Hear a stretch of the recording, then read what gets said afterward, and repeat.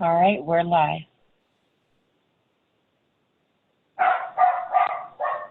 Whose dog is that? You may need to mute. There's a dog barking. I have no dogs. Okay, I'm muting. Yeah. It's not me. No, it's not me either.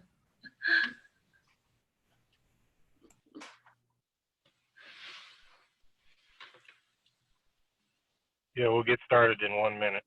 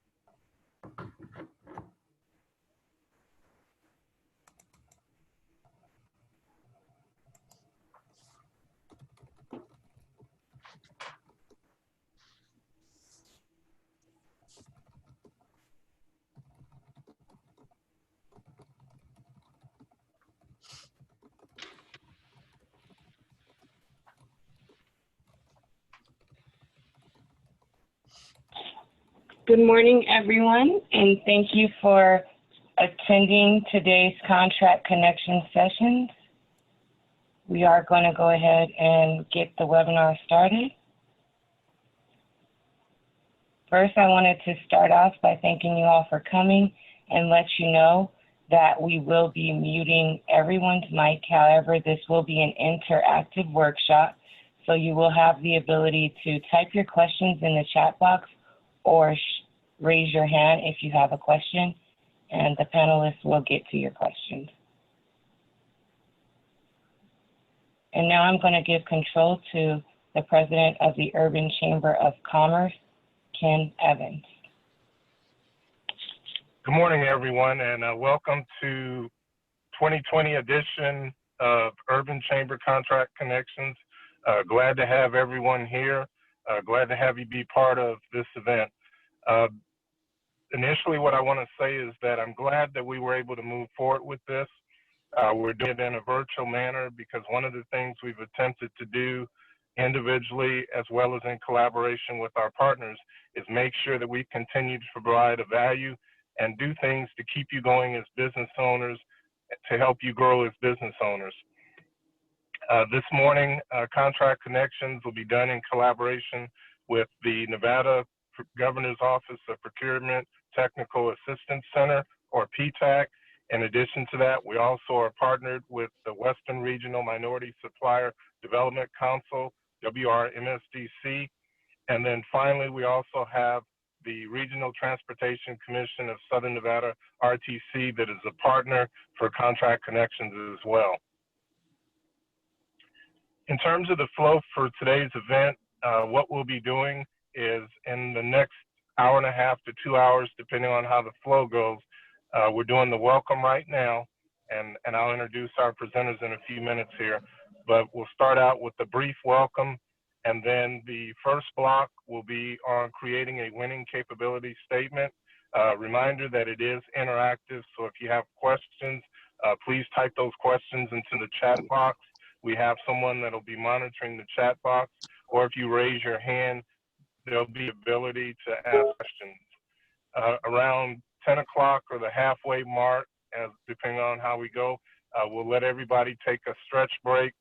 We realize that we're doing this in a virtual manner, but just like if you were physically in a classroom, we know that we still need to take breaks and go from there.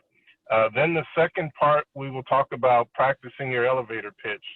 Just to give you an idea, the great thing about Contract Connections is you'll do your capability statement, you'll turn it in for review, make some refinement, and then our corporate partners that I'll cover in a few minutes, they'll go over it, and then by the time you show up September 17th, you'll have an elevator pitch plus a corporate resume or capability statement, if you will, that you can use to interact with them for approximately 8 minutes, give or take a minute, depending on how many sessions we have. So we want to make sure you're on point with your elevator pitch. And then finally, Delisa will come back on to do a closing and remind you of some of the key dates.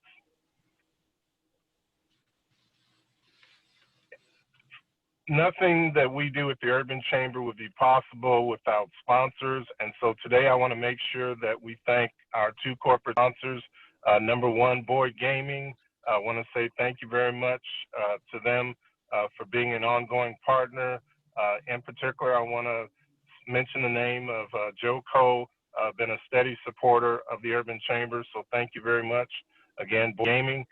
In addition to that, Envy Energy has also been an ongoing supporter, collaborator of events like this. So we want to thank Envy Energy once again, from the CEO through the community relations and government relations individuals, a great team of individuals over there who continue to provide us with support. Next up, all our corporate participants. As you see here, we have multiple logos here.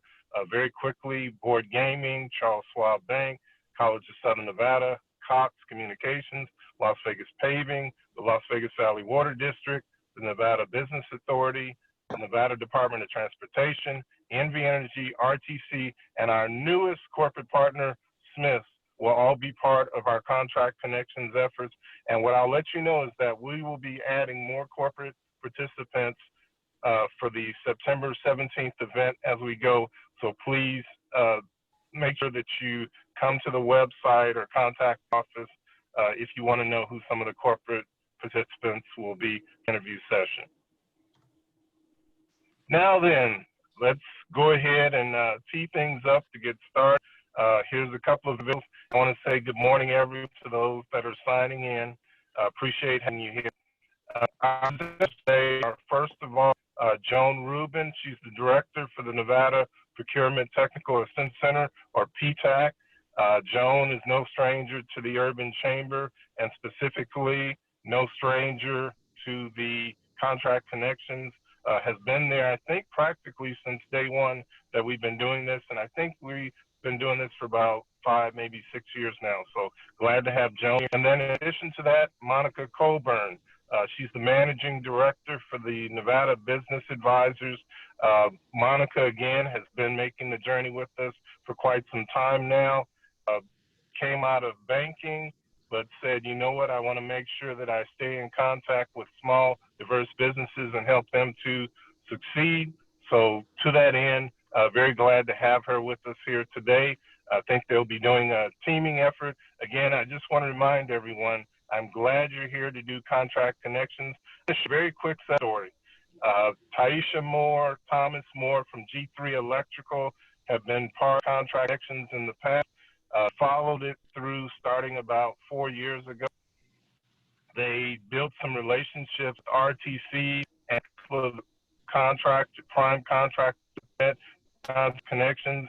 And long story short, they got 2 of the biggest contracts in the history of their firm within the last couple of months. This, despite what's going on with COVID-19. So we hope to create and have some success stories come out of Contract Connections. And without further ado, let me return or control of Contract Connections today to Joan and Monica. Thank you all very much for participating. Ken, thank you so much for that. Let me just share my screen here.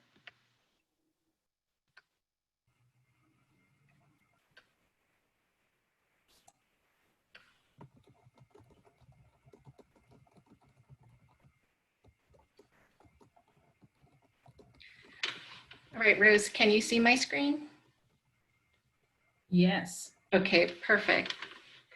Good morning, everyone. My name is Joan Rubin. I'm the director of the Nevada Procurement Technical Assistance Center, which is part of the Nevada Governor's Office of Economic Development, or GOED. Before we actually get into our workshop, I just wanted to give just a brief background of myself, and then Monica will be doing the same.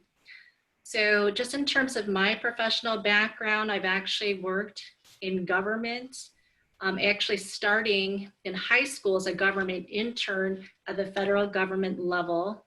Then I actually have experience in the procurement functional support area. Many of you might know that procurement is also known as purchasing in government organizations that actually support government end users with their requirements, their needs for goods and or services in order to get their missions done, whether either they're a government agency or even, for example, the government's prime contractors. And so that's basically my background, both government and in the private sector. And I'm going to turn it over to Monica for her to give a little bit of background of herself. Thank you, Joan, and thank you, Ken and the Urban Chamber for hosting this workshop. Joan, before I get started, I want to have Rose just say a few words before I get into my presentation, before I introduce myself. So Rose, can you go ahead and introduce yourself? Thank you, Monica. Good morning, everyone. My name is Rose Davis. I'm actually in Las Vegas, Nevada, for some of you that are joining in the Northern Nevada area. I serve as Director of Corporate Services and MBE Development for the WRMSDC in Nevada. And I have been along this journey with PTAC and the Urban Chamber of Commerce for over 5 years. One of the things that I know that is important for every small business and diverse supplier to have are two key components in your virtual toolbox. One of those being your capability statement, and the other one being an effective elevator pitch. The third piece is your certification if you are a diverse supplier. And today we are wanting to make sure that we provide you with the tools to be successful, particularly in this new norm. If you are a diverse supplier, if you are a minority business that's African American, Hispanic American, Native American, or Asian American, and you're interested in a minority business certification that connects you with corporate America, I'm putting my name and contact in the chat box. Please reach out to me for additional information on leveraging certification in addition to your capability statement and your elevator pitch. I hope you have a wonderful session. You are in capable hands this morning. Thanks again, Monica. Thank you, Rose. I wanted to make sure we didn't forget about you there. And again, my name is Monica Coburn. I'm the Managing Director for Nevada Business Advisors. I'm happy to be participating and tag teaming with Joan this morning. We're a Las Vegas-based business advisory firm, and we offer a suite of services to businesses. Part of what we do is we actually help businesses that are looking to launch, build, and grow. We also help them create their capability statement, and we also help them source procurement opportunities. So one of the many things that we provide. So Joan, thank you. I'm going to turn it back over to you. All right, super. And now we're going to start our workshop on creating a winning capability statement. Advance here. So this is what we're going to be covering today. We're going to be developing a capability statement for government contracting, also known as public sector contracting. We actually want to answer the question, what is a capability statement, especially for those of you who might not even know what it is or may have not ever had any exposure with a capability statement. We want to make sure we check out a sample capability statement template. Then we want to do a deep dive into an actual real capability statement of a Las Vegas-based small business. And then we want to make sure we get some private sector contracting perspectives from Monica. So we're going to actually tag team this, where I'm going to give the government, public sector perspective. Then Monica's going to give your private sector perspective. Once that's done, we're just going to briefly touch on the Nevada PTAC. I'm going to provide an overview of the organization that I run, and then we're actually going to be talking about the capability statement again.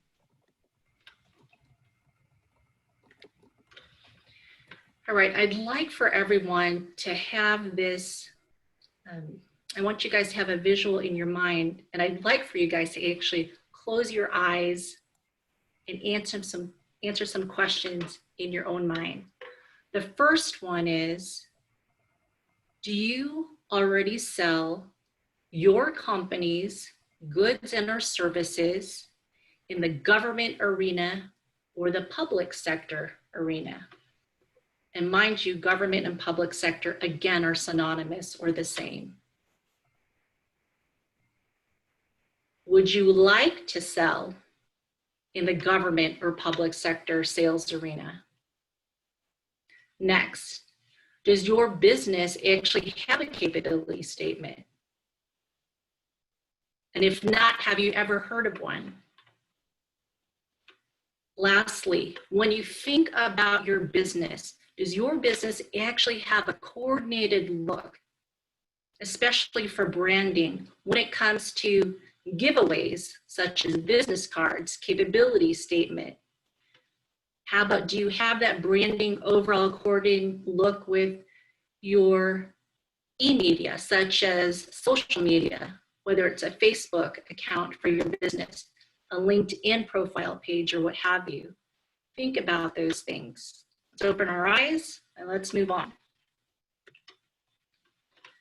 When you actually do a Google search of a capability statement, I'm going to give you an example of what I found when I had done one. There are so many different types of capability statements because every business is unique, and therefore you're going to find and see so many unique capability statements for every company that actually has one. So let's answer, what's a capability statement? So it is a marketing tool that's actually used in the government or the public sector. Now, for many of you who might have been around in the 1980s, way back when, companies used to actually give what they call line cards, which actually describe a little bit about the company and what the company was actually offering or selling. Nowadays, especially in the public sector, and I will say, I've seen capability statements start in the government public sector decades ago, and it's actually transferred where the private sector has been using them, but it's really a marketing tool for your business to actually use. And it's a one-page giveaway document, typically in hard copy, but many have e-versions or electronic versions. And it's with regard to your company or organization, and it is giving a snapshot of what your business does professionally. And it especially shares what differentiates your company from your competitors in the same exact industry. And so a capability statement, it's truly your company's professional resume, and it really helps to sell your goods and or services to prospective clients, especially when it comes to government agencies and the government's prime contractors. For those of you who might not know what a government prime contractor is, a government prime contractor, it's the actual business that has the direct contract with the government agency. So therefore we call them the prime contractor. All right, so what does it do? So the capability statement, it really helps not only the government agencies, the government prime contractors, but it really helps others to remember you and your company. So when we talk about it helping government agencies, I talked earlier about procurement and that functions. You actually have professionals in the procurement profession for government agencies that make sure they're actually procuring or buying or purchasing goods and or services for their government agencies. Now they actually support the end users at the government agencies. So for example, your program managers, your principal investigators, and so on, they are actually the internal customer to your procurement or purchasing professional. These two segments of professionals at the different government agencies, whether procurement professionals or the end users, these professionals are very key in the decision-making process at the government agencies in terms of potentially influencing who can actually win and get awarded a contract. Next, when it comes to government prime contractors, these are other personnel that want to make sure they know what your business sells because they have needs and requirements as well that they want to get in your goods and services to make sure they can get their organizational mission done. Whether, for example, you want to be a prospective teaming partner to them. Maybe you want to be a subcontractor to a government prime. So for example, you might have a subcontractor to Lockheed Martin.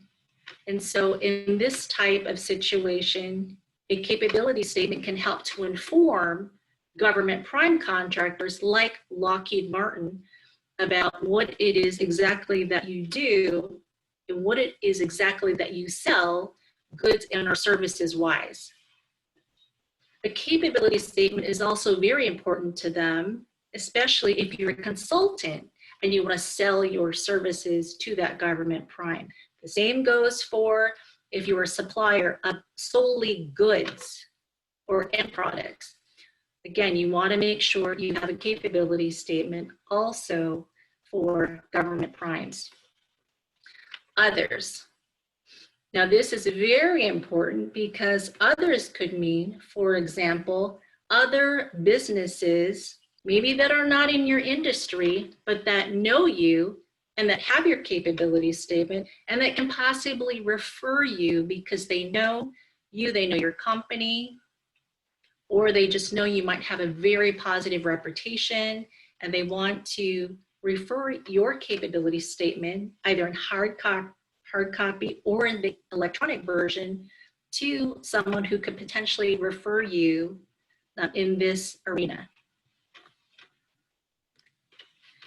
Next, the capability statement actually helps your prospective clients, such as the government agencies and the government prime contractors, when they have requirements or needs for goods and or services, when they are looking to source for their needs for goods and or services, especially as they look to fulfill their missions at their respective agency. And that could mean, for example, at the federal level, you've got the US Department of Defense, you've got NASA, you've got Department of Energy, and the list goes on. At the state level, you might have state of Nevada purchasing that you would like to sell to, or to purchasing or procurement organizations for other states, state of California, state of Washington, Oregon, and so on. Or you want to sell potentially to the local government level, whether you want to sell to the city of Reno, city of Fallon, city of Las Vegas, or even Clark County or Washoe County, whether it's inside Nevada or outside Nevada, you want to make sure you can actually help to fulfill their needs at every level, federal, state, and local government. All right, and now I'd like to just turn over just the presentation to Monica to give some of her thoughts and perspectives with regard to capability statement in the private sector. Monica? Thank you, Joan. So yeah, think of private sector as everyone that doesn't fit as a government entity, right? And Joan mentioned that private sectors are also looking at capability statements. And what you will find is, depending who you are looking to do business with in the private sector, they will actually require a capability statement before you can even register as a vendor or a supplier to do business with them. So think of large entities like a Southwest Airlines, a Disney. These are just a couple examples. As part of their registration process, the capability statement is a requirement. It is that first and sometimes only impression that a private entity will have of you and your business and the goods and products and services that you provide. So you want to make sure that it's to the point, it's concise, it's descriptive, you're using combination of visuals as well as content. And again, they're looking to see, who are you? What can you provide? What problem can you solve for our company? And what value will we have if we were to do business with you? So Joan, I'm going to turn it back over to you. All right, super. Thank you, Monica. All right, why is a capability statement so important to the government or the public sector? So the government or the public sector, especially I would say at the federal government level, they actually use it for market research. And so, for example, if they receive a capability statement from a small business, they can actually make sure that when they're conducting research, whether, for example, they want to see if there's any other small businesses, maybe aside from your own, that can actually provide a good or service in, the federal government might actually issue a public sources sought notice on what used to be called Fed Biz Ops. And so what happens is they actually post something publicly, and they might say, for example, I, NASA, have a requirement for specialized information technology services. This is just an example. If you are interested in selling your professional IT services to NASA for this particular area, please submit your capability statement through this electronic website. And so, for example, that's where it's going to be very critical to make sure you have a very strong capability statement, because there are so many opportunities, especially at the federal government level, when they're going to do an issue sources sought notice looking for these capability statements, especially from small businesses, government procurement and purchasing professionals. They actually have to come up with their procurement strategy that they actually share with their internal end user, that program manager or that principal investigator. And what happens is, depending on the number of capability statements that they receive from small businesses, they can actually set aside a procurement or purchase solely for small businesses to compete on. What I love about that is the government's actually setting aside the procurement to small businesses, and that actually constricts or limits competition only to the small businesses where you are not having to compete against very large companies that have a lot of resources. And so it's very critical to make sure you have a strong capability statement. You also want to make sure you have a strong capability statement for purposes of when procurement or purchasing professionals actually are going to distribute eventually a solicitation. A solicitation can be a request for proposal, invitation for bid, or request for quote.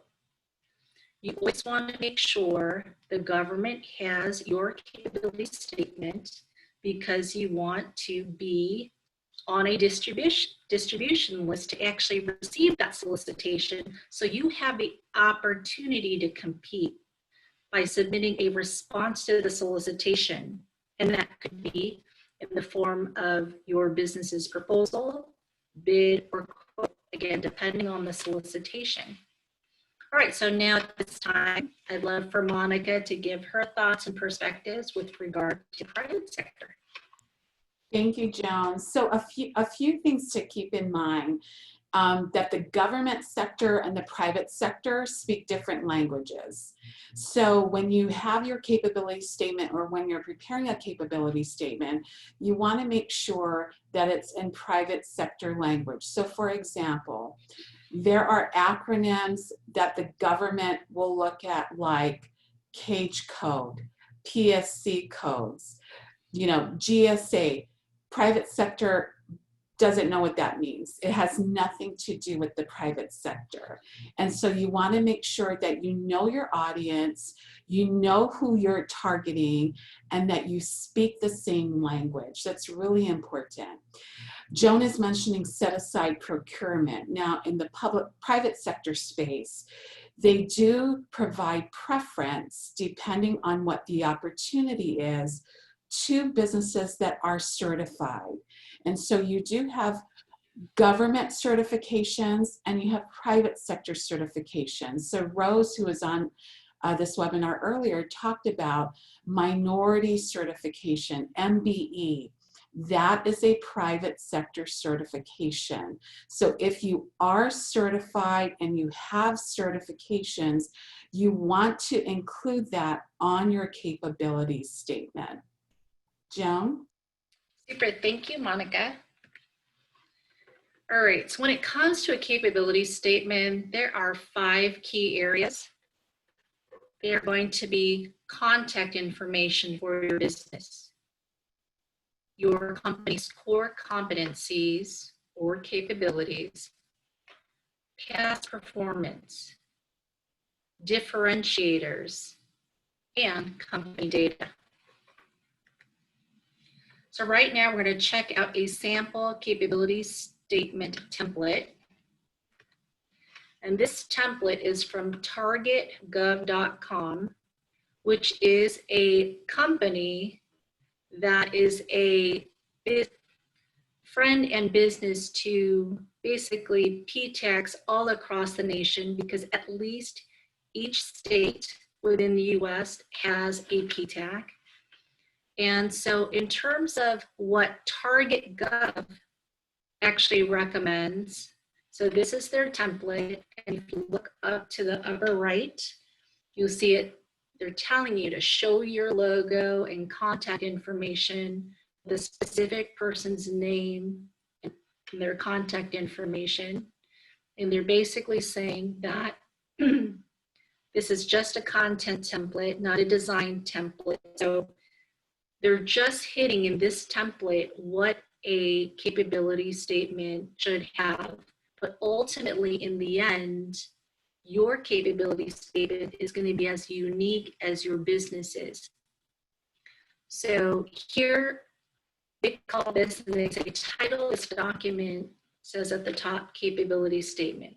We'll go into later, you know, some perceptions with regard to calling your capability statement or capabilities statement, so singular versus plural.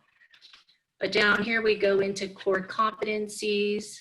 TargetGov says, make sure you have a short introduction statement relating to your company's core competencies. Again, this is what we call capabilities.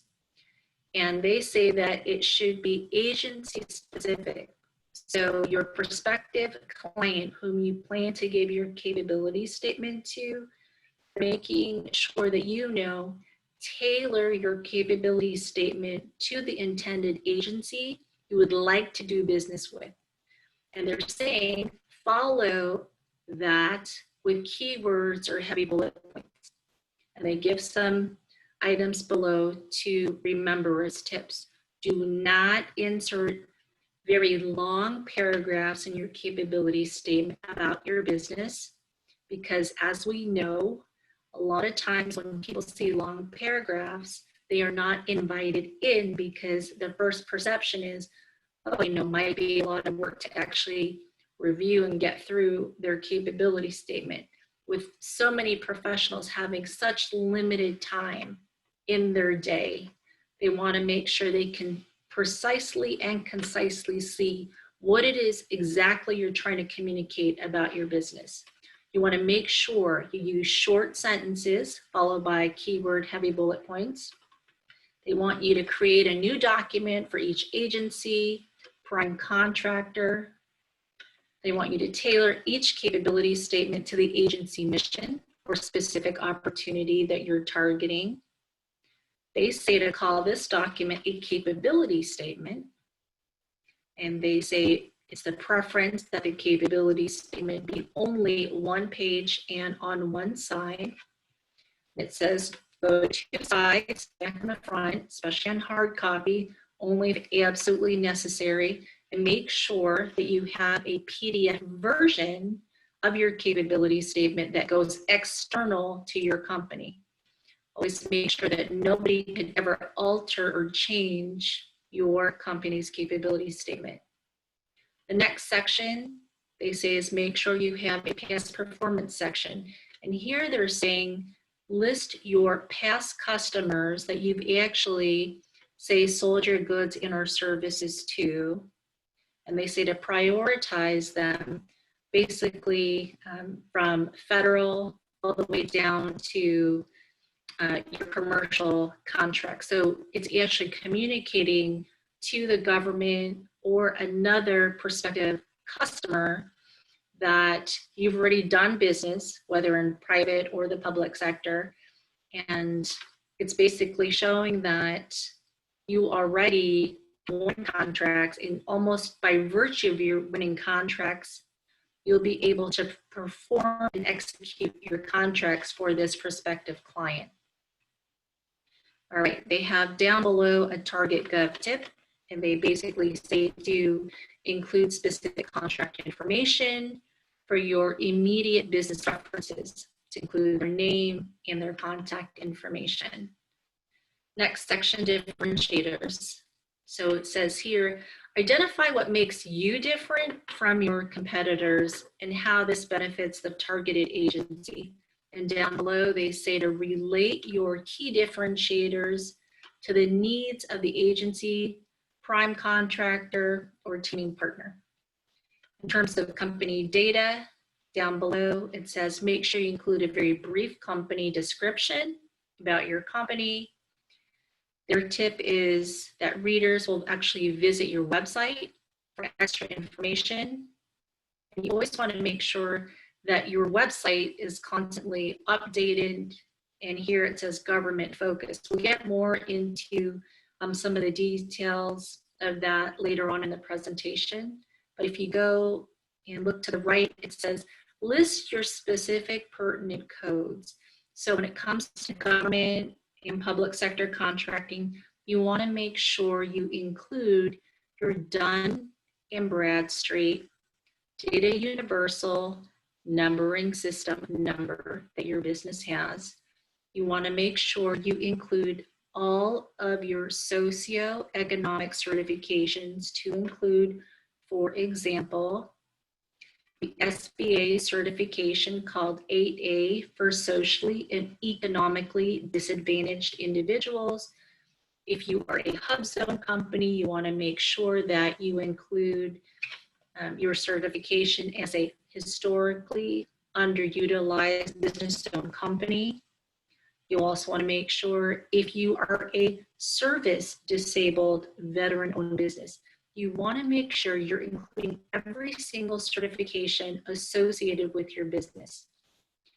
Next, you want to make sure your NAICS code is listed. That is your North American Industry Classification System code. Next, you want to make sure you include your CAGE code. So it's a government-specific code that the U.S. Defense Logistics Agency actually provides. And you want to share whether or not your business accepts credit, or even P cards, or what we call government purchase cards. And next, when it comes to listing, if, for example, you have a U.S. General Services Administration or GSA scheduled contract number, make sure you include that. And so typically, those who have a GSA contract, it's a federal government level contract that basically says that they are willing to do business with any federal government agency, and their prices for goods and or services are already set based on this contract, and the capability statement is communicating to those prospective federal government buyers that you are already a vetted company and the prices are already set so they can buy off of your GSA contract. Next, if you have, for example, a blanket purchase agreement or BPA with any federal government agency, you want to make sure you list your contract number there. And if you have, for example, any blanket purchase agreements, and if you have any state government contracts or even local government contracts, please include them.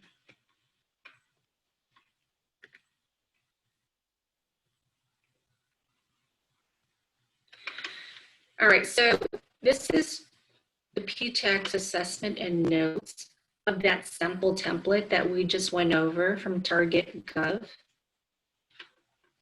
So when it comes to the capability statement versus a capability statement, it's absolutely acceptable to say either, but we at the PTAC recommend saying capability statement. It is the norm in government contracting to put it in plural version, even though grammatically people might say it really should be capability statement, but we say capability statement, especially the PTAC, because it has been a government norm for decades. And typically it's implied that you have more than one capability if you actually call your capability statement a capability statement.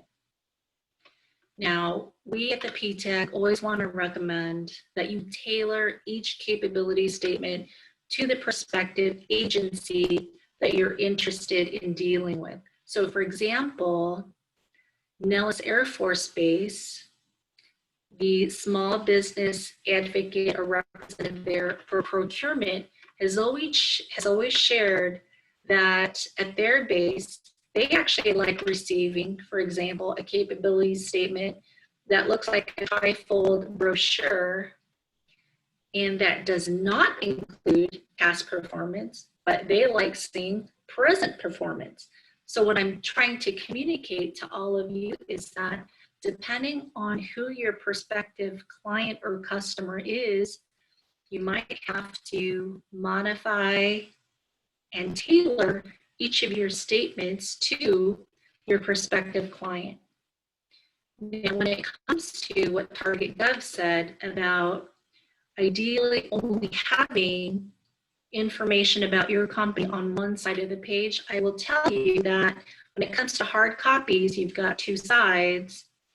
And I know personally of companies that are in the graphic design area or even in the architecture realm that actually use the back of their capability statement to include pictures.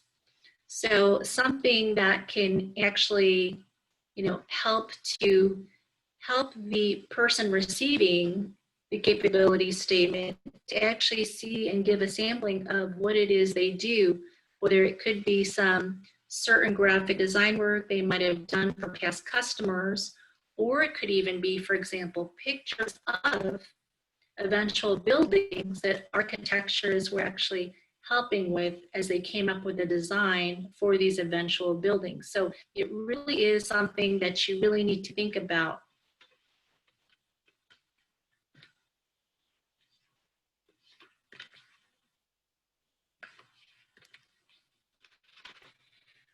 All right, when it comes to ensuring the website is government focused, I would say that, and I know that Target Gov said that What I like seeing, because I've seen many business websites, especially for those who deal both in government and in private sector, depending on their website, they might actually have a tab for government contracting. And in that tab, for example, they are putting all this information for their prospective government clients, and they especially include their capabilities statement there. Also, because when we look at the Target Gov template, it just basically ended with regard to including your state government contracts. We at the PTAC would actually recommend, if you have any relevant or associated local government contracts, make sure you include the information for those as well. All right, at this time, I'd like for Monica to give her private sector perspective and thoughts with regard to that template. Monica? Thank you, Joan. So I agree with you on the double-sided, especially if you, like Joan mentioned, are in the construction, business design, architecture. If your product or service is visual, it does give the private sector a perspective. And so if you do tenant improvements, show that photo, but also describe what that photo is, right? Tenant improvements for medical office building, whatever that looks like.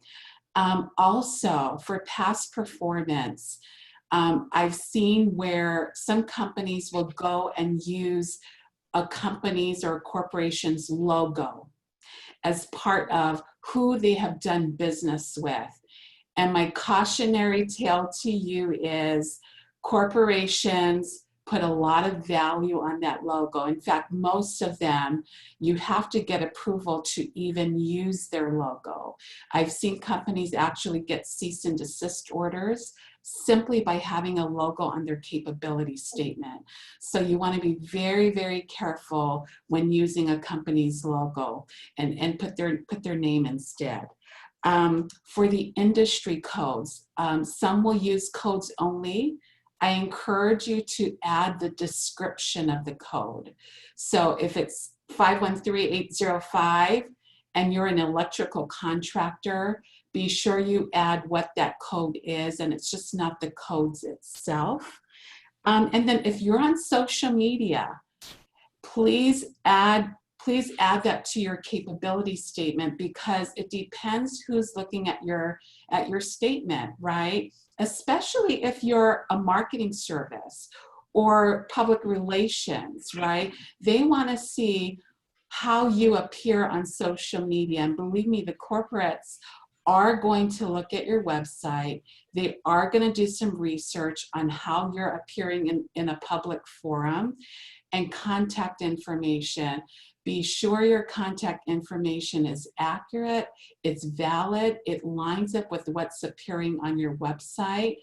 And as Joan mentioned before, keep it simple, use bullet points.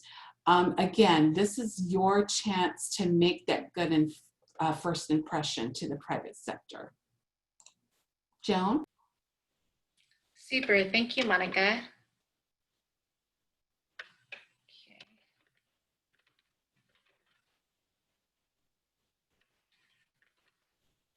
All right, now we're going to do a deep dive into the details of an actual capability statement for a small business. So just to give you a visual overall, this is what a company's capability statement looks like. And we're going to go and break it down. So when it comes to the business's contact information, you've noticed they've actually included their address, their phone number, their website, and then for this company, they would like emails to actually come into a single point for their business, and you see. And then when it comes to core competencies or capabilities, you'll see that for this company, Claron, they've actually included what they specialize in. So here it says they design and deliver premium services for organizations in the following. You'll notice they actually have 3 major bullets, right? Systems engineering, design and integration. Next, infrastructure and network services. Lastly, cybersecurity services and support. The fact that they have further broken that down into brief bullets for each major area is excellent, because it actually gives the reader or prospective client what exactly this company focuses on in terms of capabilities for their company.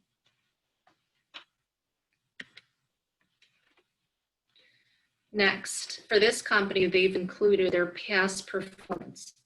So when we say past performance, these are contracts they've had in the past with government agencies or a government prime contractor. So for here, they're actually saying they've done business with the U.S. Army, and they've included overall the name of the program. And so they were involved, as you see here, in sensors and aerial intelligence. They've actually done business, it shows, with the Night Vision and Electronic Sensors Directorate. I'm assuming it's probably U.S. Army. Next, they've done work with the U.S. Army Corps of Engineers. They've even done work with the U.S. Air Force. And I like how they've spelled out in the area they've even done business in. Here they specifically shared Unmanned Aerial Systems Operations Center support. Lastly, they've included Justical Systems, a company they've done business with, whether that is, for example, a government prime or what have you. Next, when it comes to this business's differentiators, what is it that differentiates this company from other companies in the same information technology or IT industry? For them, their differentiators, they have pointed out very succinctly. First, they say our people, and then they go and talk about exactly what it is about their people that makes a difference. Next, they talk about certified staff, especially in the information technology arena. That is a very big thing to know. If I'm a prospective client, I want to make sure that the company's up to speed and up to date on IT certifications. And so that's something key to communicate up front. Next, the company says their key differentiator also is customized solutions, that they work side by side with their prospective clients. So again, for this company, that is a differentiator. Next, they talk about the repeat clientele. And then lastly, they talk about clear communication. When it comes to company data, if we actually look in the upper right box, again, they've actually given key information specific to their business. Now, if you scroll and look down where it says facility clearance, they say top secret. Now, when it comes to government contracting, facility clearances are not required unless, for example, you're going to go after cleared work at the federal government level. And if you do have a clearance, you want to make sure you're communicating that up front, because that is government public sector lingo, that your company is cleared. Because if there is a prospective client or customer that deals with doing business deals in the cleared world, they want to know that up front. So for this company, since they have it, it's excellent. They actually include that. The same with including their federal certifications. They have other certifications, especially related to the information technology profession. They've included their NAICS codes, as well as their product and service codes, which is very key, especially for federal government related work. Now, when it comes to the company, in terms of their name, their logo, and their overview, for their capability statement, they included this very brief item here, but everything else in their capability statement is really bulletized. really inviting that reader in. So I'm just going to go over quickly some personal observations about capability statements. And so I want to make sure that businesses know that some businesses, they just don't have one capability statement. They have different capability statements depending on their target agency or their target prime contractor, and that is viewed as a plus. You always want to make sure that your capability statement is aesthetically pleasing so that it can invite readers in. That's a plus. You always want to make sure you have someone else review your capability statement. That is another plus, because that person can actually help to make sure there's no spelling errors, no grammar mistakes, what have you. Next, when you, obviously I talked about mistakes, but you always want to make sure you always put your best foot forward first, because as we know, first impressions always count. You want to make sure you have a coordinated brand and look for your giveaways and your electronic media. That is a plus. Again, so when it comes to your business card, your capability statement, even your email signature, your website, social media, whether you have LinkedIn, Facebook, what have you, for your business, it is a coordinated look. And I'll just give an example of, because I have seen one company in particular here in Las Vegas that has this really has done such a great job with their branding. Every time I see the color orange, I automatically think of this certain company because they've done such an excellent job with having a coordinated branded look. Now, things I would like for the audience to think about right now, is your capability statement, is it actually customized to your target audience, whether it's an agency or a prime contractor? Is your capability statement is actually aesthetically pleasing to you and others? And have you ever proofread your capability statement and refined it? Where, for example, you might have a capability statement from 5 years ago. Does it need to be updated? Next, ask yourselves this: does your capability statement, is it part of an overall coordinated, memorable look? And does your statement actually convey your company's professional best? And lastly, does your statement invite procurement entities, those decision makers and others, to want to review it? This is just some acronyms that I'd gone over earlier. And this leads to the ending just of this quick segment. So I just want to say as closing remarks for this portion of the presentation, a capability statement is much like a person's professional resume, but the capability statement, it is your company's professional resume. And you always want to make sure it's the most authentic, robust, true representation of your business. And Monica, would you like to give your closing remarks? Joan, you said it best, that this could be your only opportunity to even get in front of a decision maker that's looking to procure goods or services. So as Joan said, you want to put your best foot forward. One important thing that I wanted to comment on was on contact information. With the private sector, if you have a Gmail email address and it's not your company email address, I'm here to tell you it will highly likely get blocked or not even seen because of firewalls and security.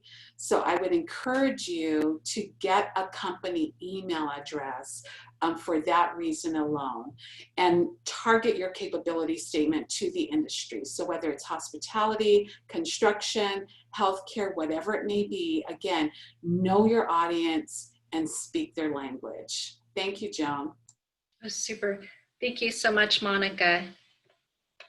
All right, now I'm going to go into a PTAC overview, and we're actually touched on capability statements again. So as I shared earlier, I'm the director of the Nevada Procurement Technical Assistance Center, or PTAC. We are a procurement outreach program within the Nevada Governor's Office of Economic Development, or GOED, for the state of Nevada. And who are we? So we're a taxpayer-funded resource to help businesses like yours go after and pursue local, state, and federal government contracting opportunities, as well as subcontracting opportunities.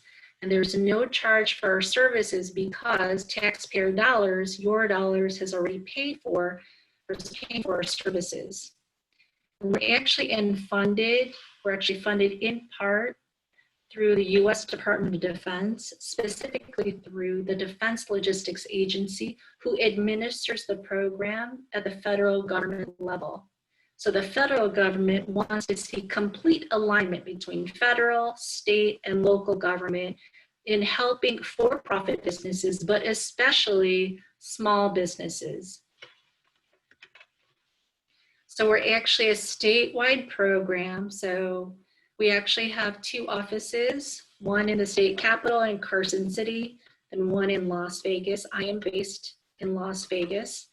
And the program is here to actually help established Nevada businesses that want to work with government agencies, government prime contractors, and so on. If you are not in Nevada, there are actually other PTACs outside of the state and within your state that actually can help to do the same things that the Nevada PTAC can do. Now, when it comes to established businesses in terms of, what do we mean? We want to make sure that your business actually has a primary and physical address or location within Nevada. And we would ask that a certain client questionnaire form be completed and submitted. We'll talk about that later. And so what are our goals? We obviously want to increase the number of Nevada companies that are capable of doing business with the government, and I cannot think of a more opportune time than now for businesses to really pivot and think about if they've been only reliant on doing business with the private sector.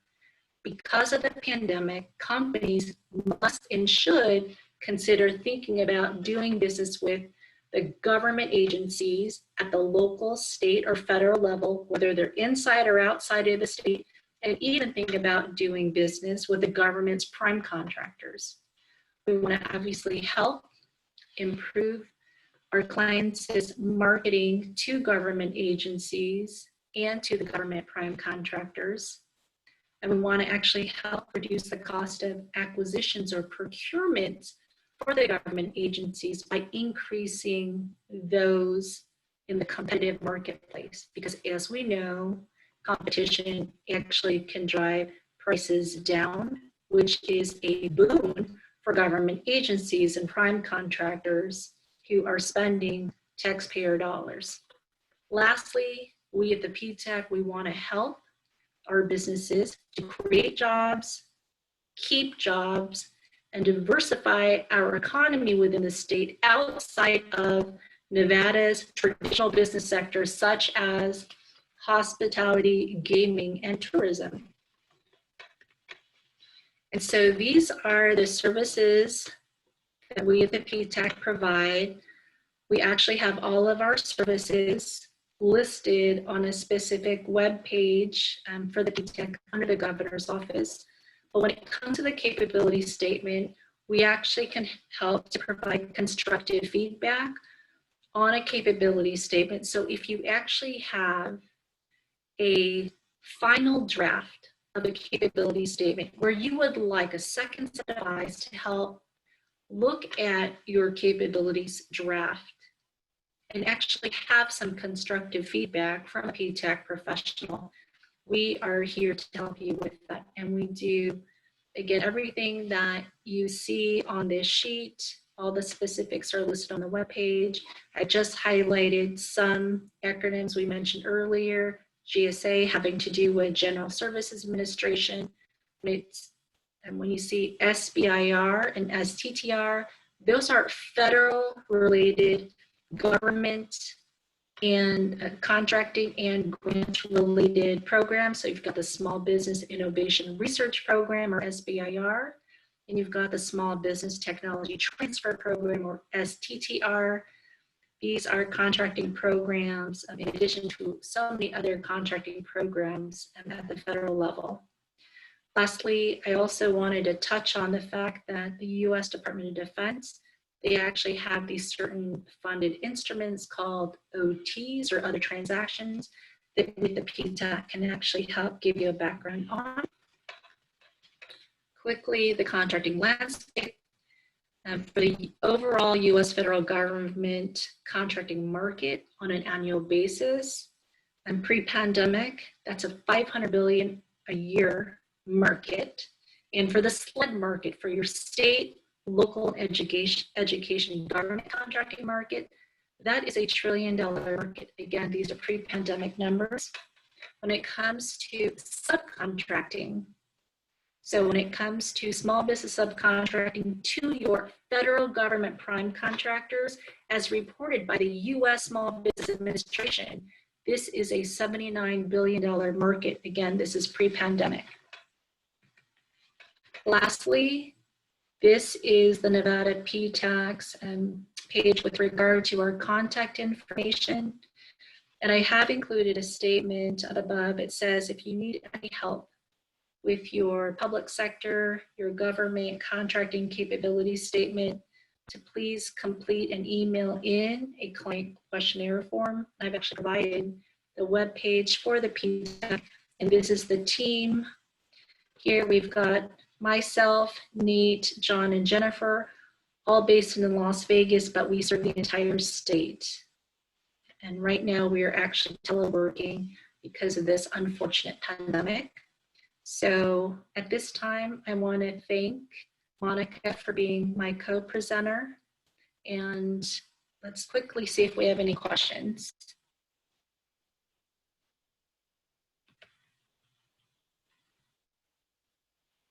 I don't see any questions. Do you, Monica?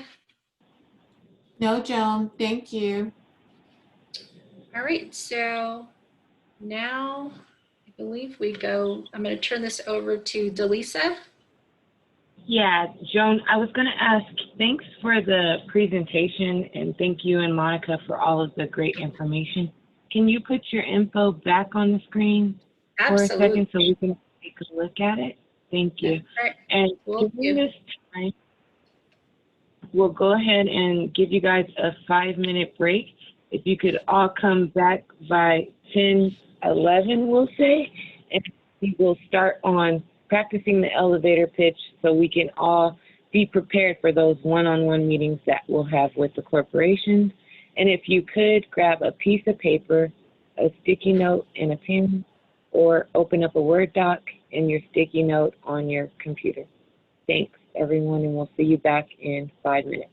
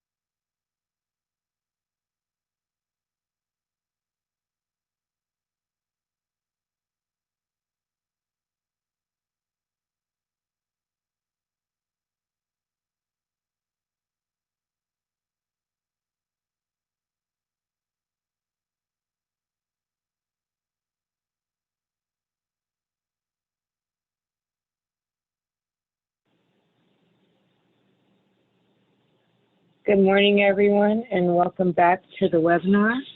We will be starting the second portion of our webinar, the elevator pitch, and I'm going to give control of the webinar to Monica Coburn. Thank you.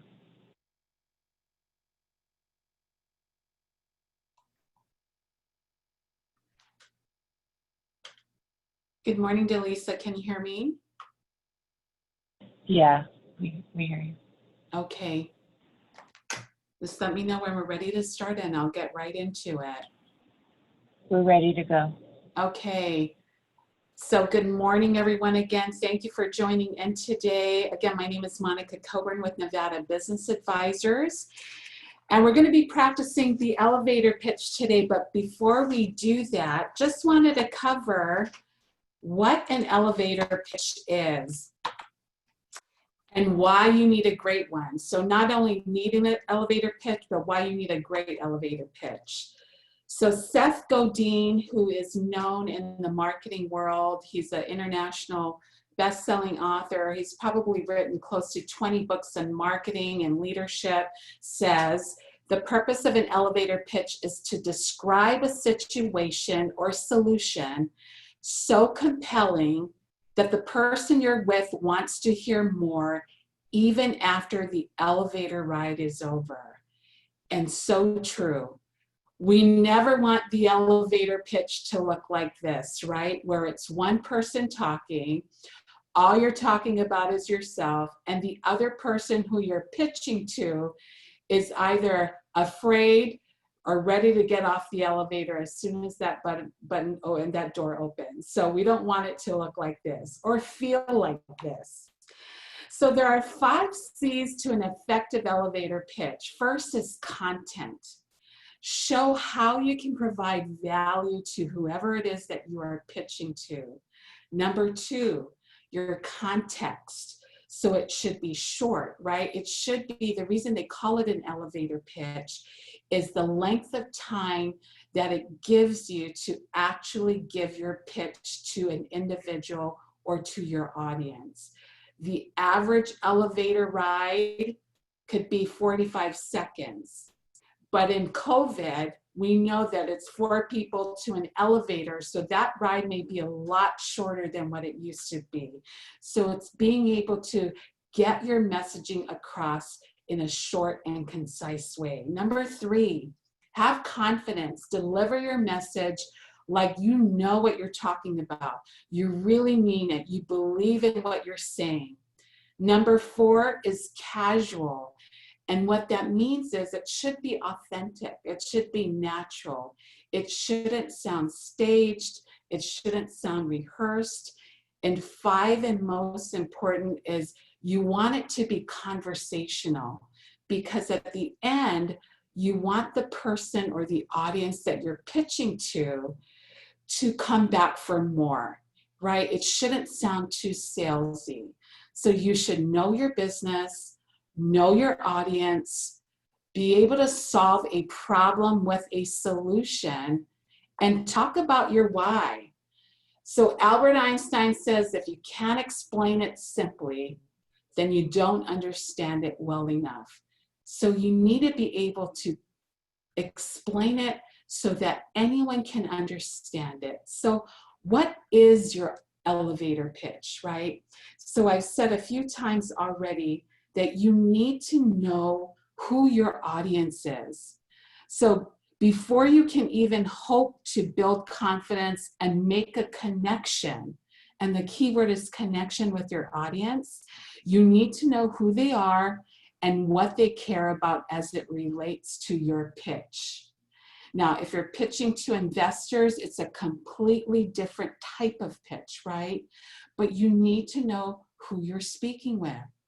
Number 2 is show your social proof. And what do I mean by that? You need to be trustworthy, right? They need to believe what you're saying, because the more likely your audience is to buy into what you're saying is if that's coming across. And so I like to call social proof as the currency of trust. Why? Because people do business with people they trust.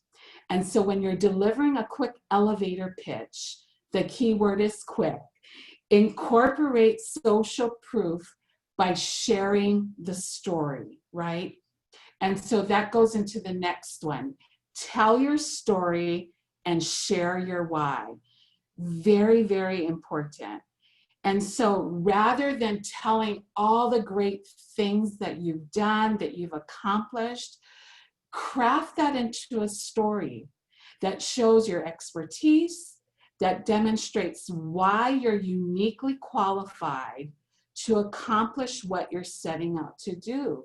What you're doing, you're setting the stage. You're setting the stage for your pitch, right? How you've identified a problem, how you've been able to solve it. Explain what's lacking from a company's existing solutions. And then talk about how you were able to or will be able to solve that challenge. Ideally, you want to be able to get that across. Again, all within a few seconds. And last, I say be prepared for the unexpected, right? You want to be able to anticipate questions that may come up. So for example, what's the size of your market? Who do you do business with? What's your competitive advantage? Why do you personally care about this? What do you know about our company, right? These are all questions that may come up. And the best thing that you can do is anticipate these questions so it doesn't need to be asked. Next, I thought this is interesting to share. I don't think it's going to come as any surprise that the average adult attention span is about 8 seconds. And when you add smartphones and devices, especially as you're talking to someone, our reflex is to check that text or check what missed call we have. And you add to that, you have within the first 7 seconds to really make a powerful impression with your pitch. Now I've got the picture of the goldfish and I've got it there on purpose. Why? Because the goldfish has an attention span of 3 seconds, right? I'm not saying that's where we're heading, but we're down to 8 seconds, you never know. So just keeping that in mind. So we're gonna get started. And if you've got your sheet of paper in hand and it's something to write with, or you're gonna write this on your computer, that's fine. But I want you to take the next 5 minutes to do the following. Craft your elevator pitch. I want you to write down what you do, what makes you unique. And when I say you, it's not necessarily you individually, but your company, your business. Identify your why, and what benefit or solutions do you offer? So I want you to visualize, I want you to imagine you're doing the pitch of a lifetime. And what does that pitch look like? And what does it sound like? So we're going to give you the next 5 minutes to write this on your sheet of paper. And time starts now. Delisa, are you going to be timing this or you want me to? Yes, I'm timing. Thank you.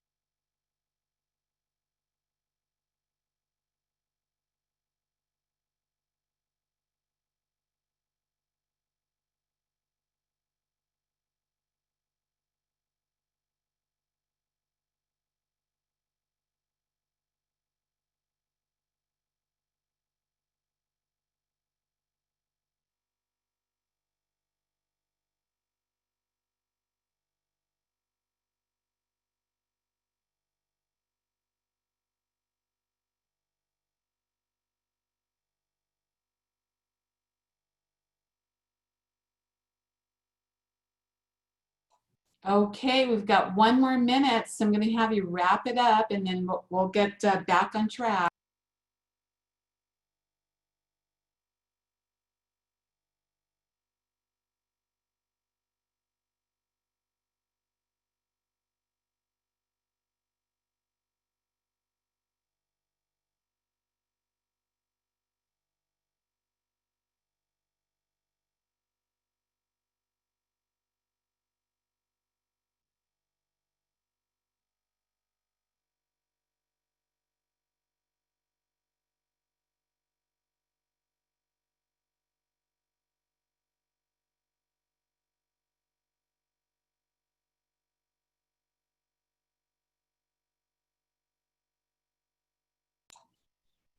Okay, well, I hope all of you are feeling great about your elevator pitch. You've gotten all written down. We're going to keep going here.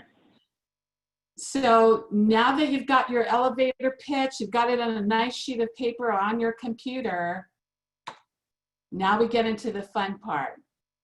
So what you're going to do next is you're going to take that elevator pitch that you just wrote on that sheet of paper, and now you're going to condense it onto a Post-it. Because remember, this is an elevator pitch, right? So you only have a few seconds to actually share. So a couple reminders, or a few reminders. You want it to be short and descriptive.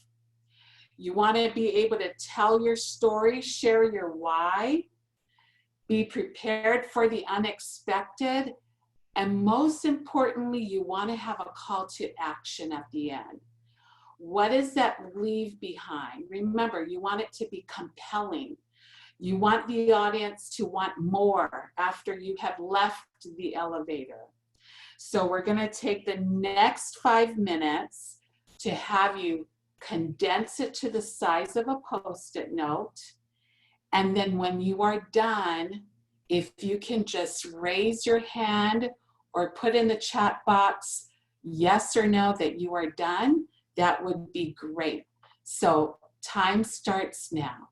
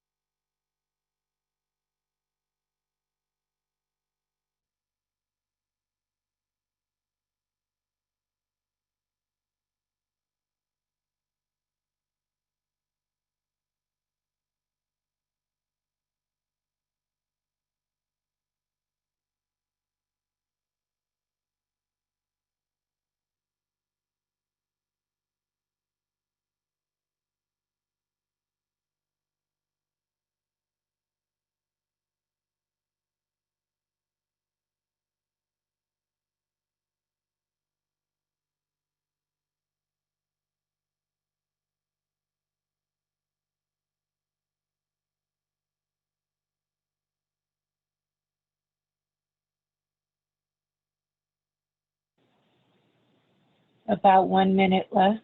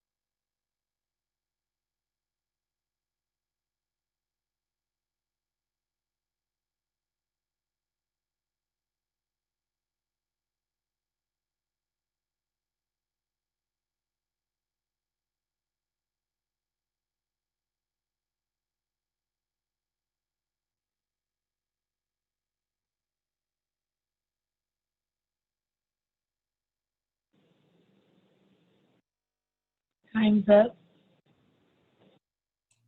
Thank you, Delisa, and thank you, Melvin, for saying that you are ready. So we are going to move on to the next stage. You've got your condensed version of your elevator pitch.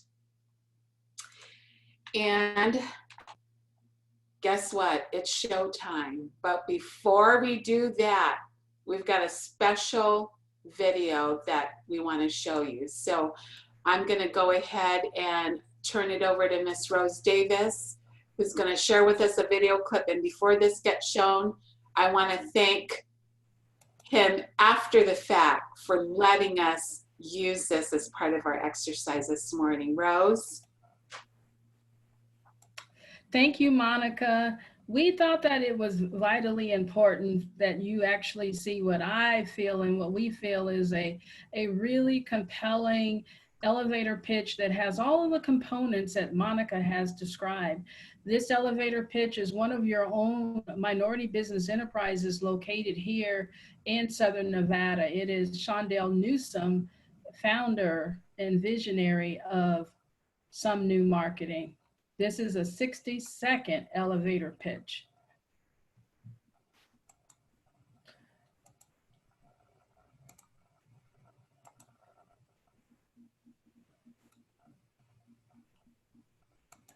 Hi, my name is Shondell Newsom, founder and visionary with Some New Marketing. Some New is an eclectic firm that provides a hybrid of marketing, business development, and branding services that create solutions. With over 50 years of military, corporate, and small business experience, we embody diversity, equity, and inclusion. In fact, your WRM-SDC All Money is Green Award 2020 winner works in partnership with many diverse firms to create a culture of diversity, equity, and inclusion for corporations, government, and small businesses with branding twists customized to suit your company. Don't do the same old outreach programs. Do some new. Visit somenewmarketing.com, SUMNU marketing.com.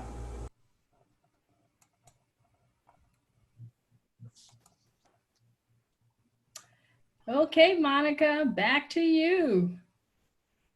Rose, that is a tough act to follow. I want to thank you and for asking Shondell to share his pitch. You know, I made some notes. Shondell said a lot of key words in his pitch. And as Rose says, that it was about 60 seconds long. This elevator ride may only be 30 to 45 seconds, but some of what Shondell said was eclectic, creating solutions, embodies diversity. He talked about his accomplishments and winning an award, partnership, inclusion, and he left with telling the corporates, whoever he was pitching to, if they're tired, don't do the same thing, and he left them with his brand. And so that was some inspiration, that was some motivation, because now, guess what? It's showtime. So what we're going to have you do is, if you would like to practice your pitch, please put it in the chat box, and we are going to call on you that you can share your pitch with us. And I'll be here, Rose will be here, people from the Urban Chamber will be here to give you their feedback. So Delise, are you seeing anything in the chat box?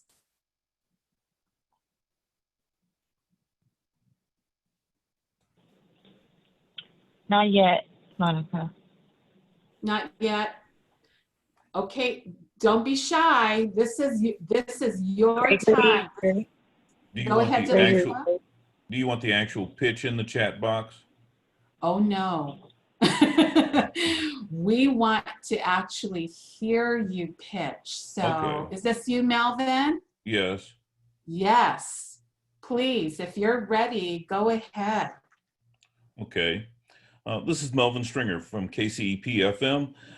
Radio reaches consumers more so than any other medium right now. KCEP is a minority owned, and we are connected with the minority community here in Las Vegas. And we are able to provide you with platforms and sales programs that will be directed to the consumer that you're going after. Can we set a date and a time for us to talk to you in more detail? Melvin, first of all, I'm going to thank you for your bravery and courage for going first.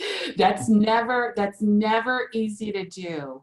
So Rose, did you want to chime in first?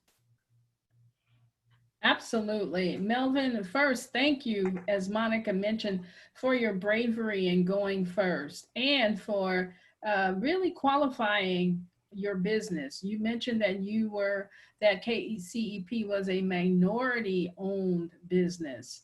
I think that possibly because I timed it and you had a few more seconds, you may want to just share some of the unique things that the radio does. Why I didn't really get why I would want to do business with KCEP other than it being minority owned. So you may want to share some of the programming that you do in that pitch. That's great. Okay. Yeah, go ahead, Melvin. No, and appreciate that. Just trying to, not having timed it because there were certain points that I did want to make, and talking fast on that 7 to 10 seconds type. Pardon me, this is Ken. May I provide some feedback? Yes, Ken. Okay. Melvin, one of the key things, since it is radio and a medium, I'd be interested in, like, how many listeners do you have? And then if you have a breakdown further, the demographics, like, for example, we have 100,000 listeners and we regularly reach 20,000 households per day. Just some numbers to grab a person's attention. Okay. Great feedback, Ken, also, yes. Monica, there is a Gregory Drake that said he will go as well in the chat box. Thank you, Rose. Thank you, Rose, for that. And Melvin, yeah, I was gonna say what Ken said, because knowing who the radio's outreach goes to, who those listeners are, right, is important for anyone that's looking to do business, especially with radio. And I love that you threw it in there at the end. You know, when can we meet? I mean, you went for it, right? So that sometimes can be a very fine line to walk, but I like that you went and you did it. So thank you, Melvin. So go ahead. Was it Gregory Rose that you said wanted to go next? Yes. Okay, go ahead. Okay. At Quantum Advisory Group, we help people to understand their health and life insurance, because everyone needs to understand what they're getting into, and that only comes by education. We do a full needs analysis so that you can see the big picture. There's more than just health insurance. It's a full wall of protection. We find the holes, show you how to fill in the gaps, and that way we'll help you design a plan that will fit your needs or your employees' needs. Do you have an advisor or broker you work with? If not, give us a call, 702-335-5216.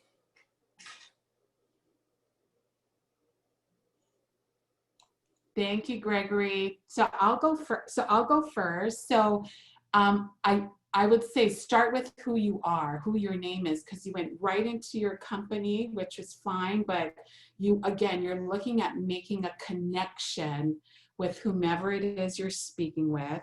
You talked about finding the holes and solutions. So I missed what those holes and solutions were and what gaps you were trying to fill. And so maybe you said it, I just didn't hear it. And then you ended with your contact information, but that's just a couple comments. And I know it's a lot to fill in a short period of time. So I'm going to open it up to anyone else that has some other feedback. Monica, I think that you pretty much summarized that feedback for him. The only thing that I may add is because we're in the midst of this COVID pandemic, insurance is even more and more important because you want to have it before anything happens. So you may want to qualify that insurance with that unique event that's happening right now as well. Great job. Thank you.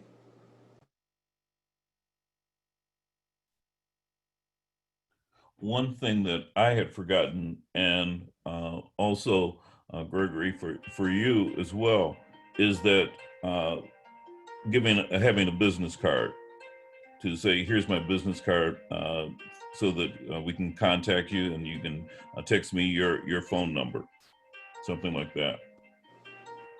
Thank you for that. Appreciate that. Monica, it looks like Heritage Consulting by B&R would like to present theirs as well. Thanks, Rose, for looking at the chat box. I appreciate it. So yeah, let's go to Heritage.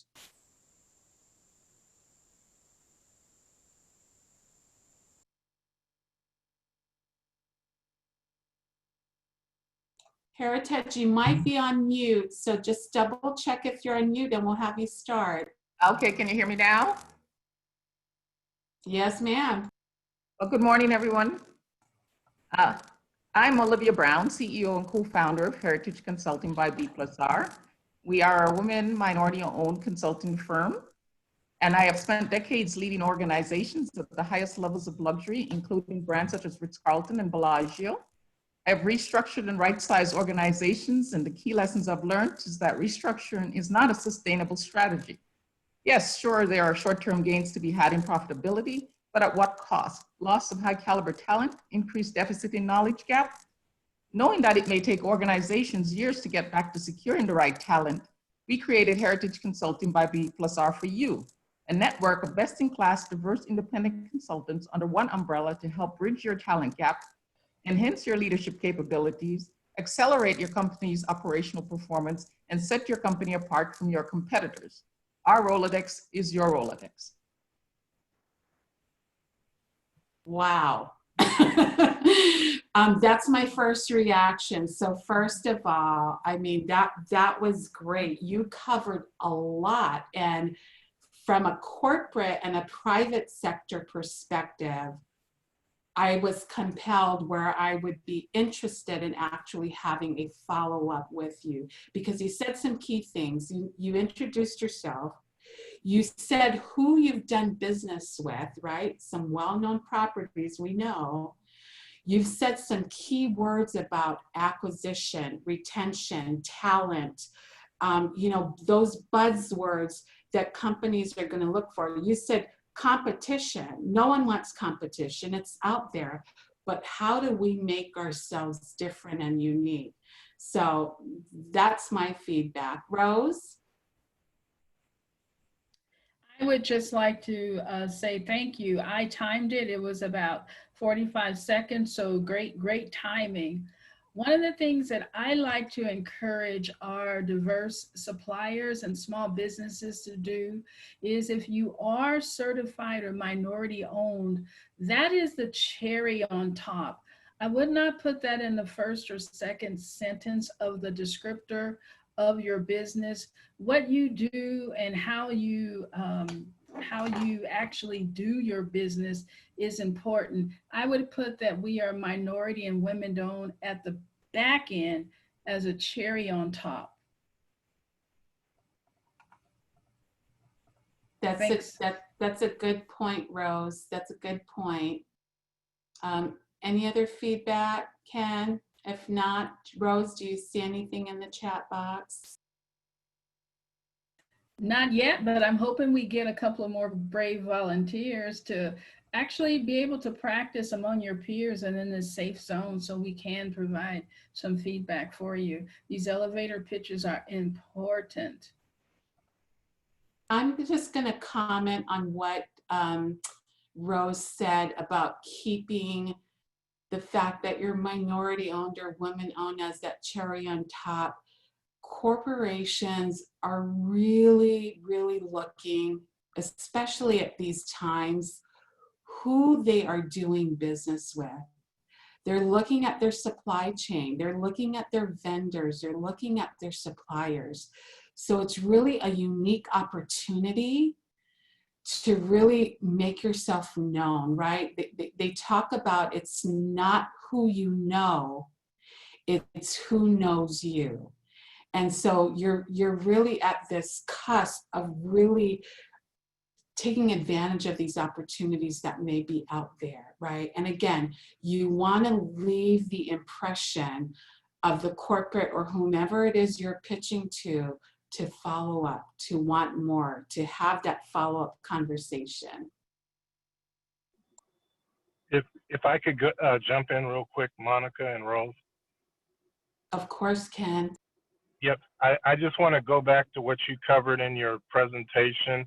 As people are formulating ideas, once again, go back to those 3 key points. Number 1, what is my value? Number 2, what is the potential solution given what I know about who I'm talking to? And then number 3, what makes me unique or what is my differentiator? So what I'm getting at is lead with the value, the solution, and the differentiator. And then, as Rose mentioned, let the certification be a cherry on top. That's great feedback, Ken. Thank you for that. Rose, do you see anybody else in the chat box? I don't yet, Monica, but I'm hoping there's going to be a brave soul that raises their hand or puts something in that says, I'll go. This is a wonderful, safe zone, you guys. There's over 60 years of experience among Monica, Ken, and myself to just really provide you with some relevant feedback for your elevator pitch. And it is a safe zone. You don't even have to show your face. You can just speak. We won't even see you. So I've got almost 10 to 11. So I guess we'll give it a few more. There is one person that just came. I think it's Ria. I'm not for sure the last name, but no, I think that was Delisa calling out Ria if she wanted to pitch and that she knows she has a great one. Okay. Ria, do you want to be bold and pitch? Okay. All right.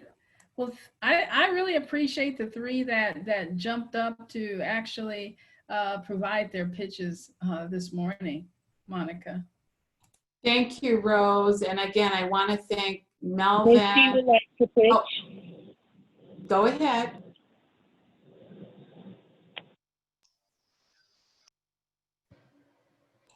I thought I heard someone. Did someone want to practice their pitch? I think there's a Misty Weist would like to pitch. Would like to pitch, Monica. Great. Misty? Hi, okay, I'll start. Hi, my name is Misty Weist with the Serum Audio, or a Serum LLC. We provide live event services as well as hybrid and virtual solutions for your event and training needs. We have found that companies have a continued need to provide training to their employees and consumers. Because of COVID-19 and the quarantine, the access to face-to-face events has become nearly impossible to achieve. At Serum, we have the knowledge and the skills to bridge that gap from in-person events to a virtual environment. We are a certified owned, Black-owned minority business. And if you would like to see some of our information, please visit us at eavlive.com. And I would love to schedule a meeting with you to give you additional information.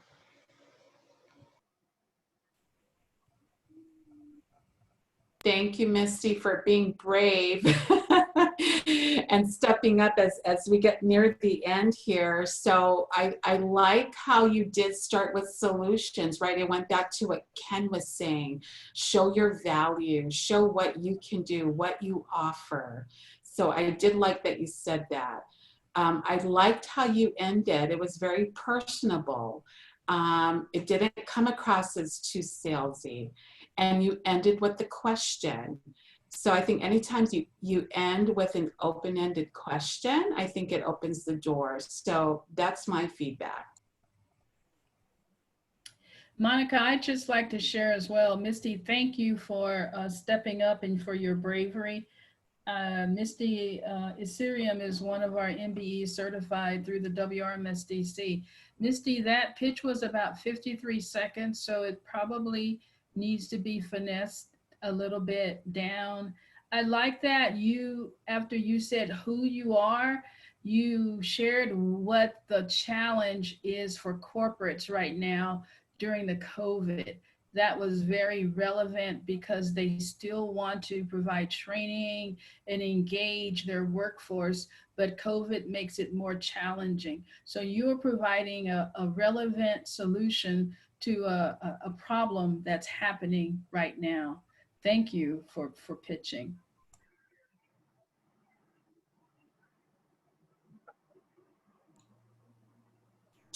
Okay. Hello, if I may, I'd like to pitch. This yes. is Olarte. Yeah. Hi, John. Okay. Yes, go ahead, John. I think you're going to be our last pitch for today, unless we've got someone else. But go ahead, John.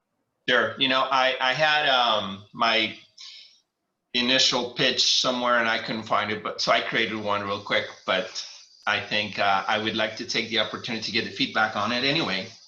So, hello, my name is John Olarte. I'm the president and CEO of GPPS Global Printing, Packing, Shipping. We are owner-operators of business centers in hospitality under the FedEx brand name. As an outsourced provider, we service hotels and convention guests with their shipping and printing needs. We also offer mail solutions, particularly in government contracts. Since 2008, our business partners renew our contracts over and over because of our high standards of service, dedication, and attention to detail.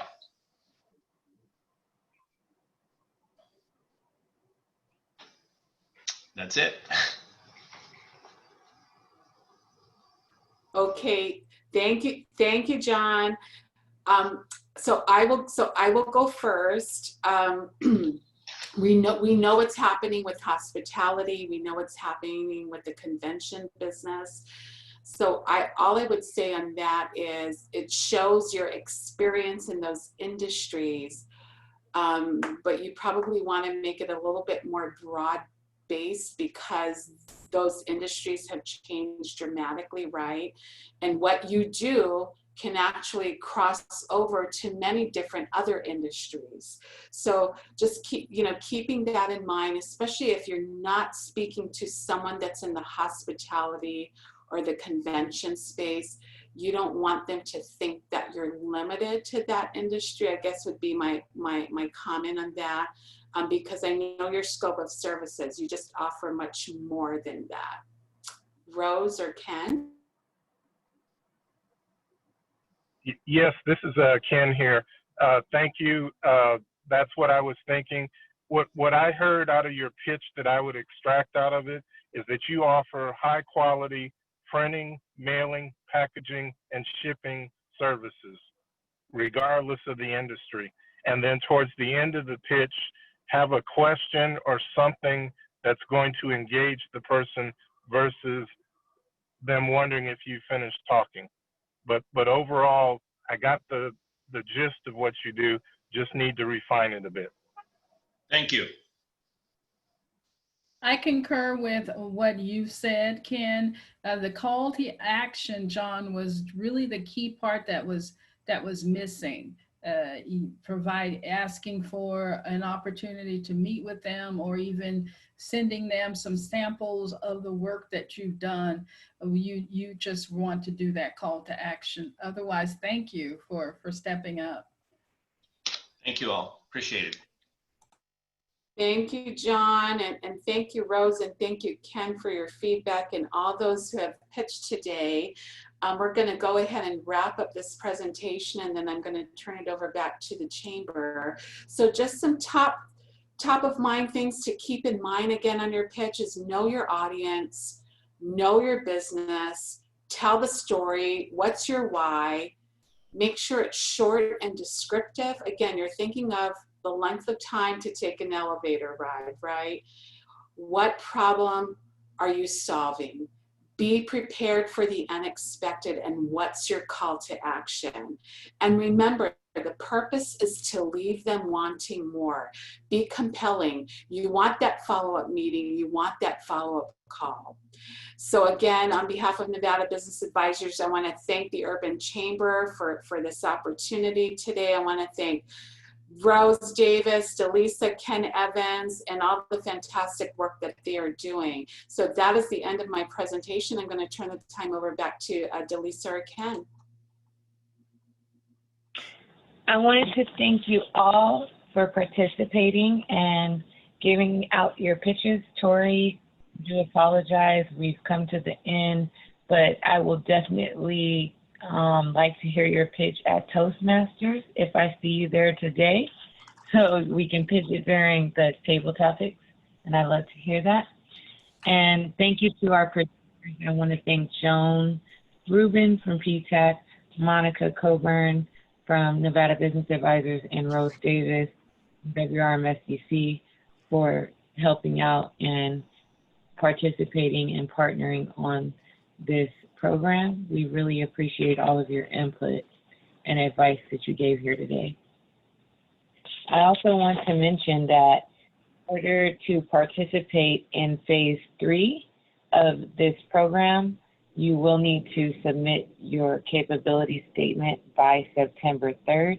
You can email your capability statement to info@urbanchamber.org. I will be putting that in the chat.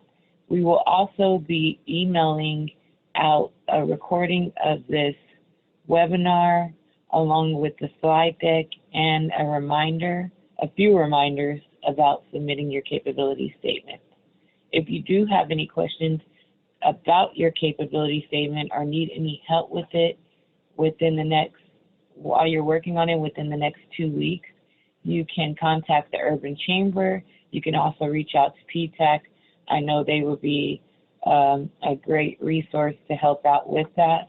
And we appreciate you attending and look forward to seeing you soon. Thank you for attending the Contract Connections, Creating a Winning Capability Statement workshop. And all of the presenters are inserting their contact info in the chat. You can stick around and save that. Thanks and have a great day. Thank you.